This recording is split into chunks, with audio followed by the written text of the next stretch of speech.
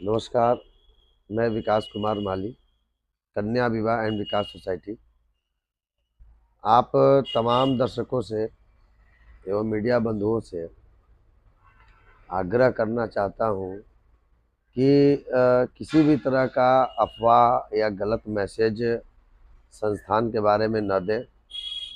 बिना मेरे से किसी भी तरह की जानकारी प्राप्त किए आप अपने अनुसार से तरह तरह के लोग तरह तरह का सवाल फेसबुक के माध्यम से और न्यूज़ के माध्यम से चला रहे हैं, ये गलत बात है। अगर आप लोगों को लगता है कि यह सामूहिक विवाह का आयोजन करके अगर मैं गलत किया हूँ, तो आप लोग पर्सनली मेरे से आके बात पूछें या मेरे से कोई जवाब लें। मैं जवाब देने के लिए तैयार हूँ, चाहे वो लिखित हो चाहे मौखिक हो। लेकिन अब बताइए, सामूहिक विवाह हुआ, विदाई के समय सारे लोग विदाई होने के भीड़ में समझ सकते हैं। अब उसमें क्या किए, बहुत सारे लोग अपना कोई गोदरेज लेके भाग रहा है, कोई पलंग लेके भाग रहा है, उसका पावा वो ले गया, उसका पार्टी ये ले गया। अब सबको सामान एकत्रित करके एक जैसा देना था, और जिसका सामान अगर कोई चोरी करके भाग गया या पलंग का कोई पार्टी लेके भाग गया, तो उसमें हम लोग की क्या गलती है? उसके बावजूद भी जितने लोगों को हम लोगों ने सामान उस दिन में रोका, शाम तक दे के विदा किया।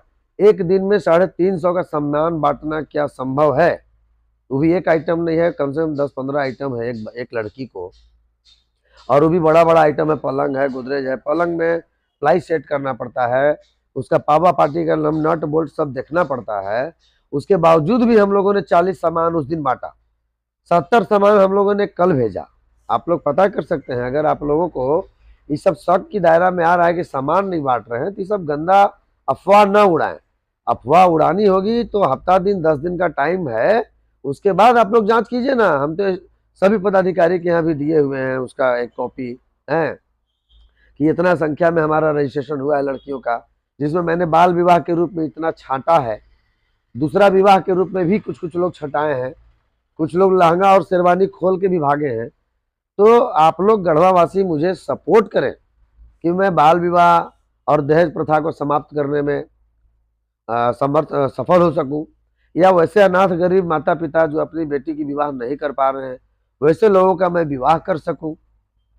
तो आप लोगों से निवेदन है कि बिना जानकारी का या बिना किसी भी सबूत का गलत अफवाह न उड़ाएं, और अगर गलत अफवाह उड़ाते हैं तो फिर मुझे कानूनन कार्रवाई करनी पड़ेगी, और मैं फिर न्यायालय के शरण में जाऊंगा। उसके बाद फिर उनका जो भी निर्णय आएगा उस पर मैं किसी से बात करूंगा। धन्यवाद।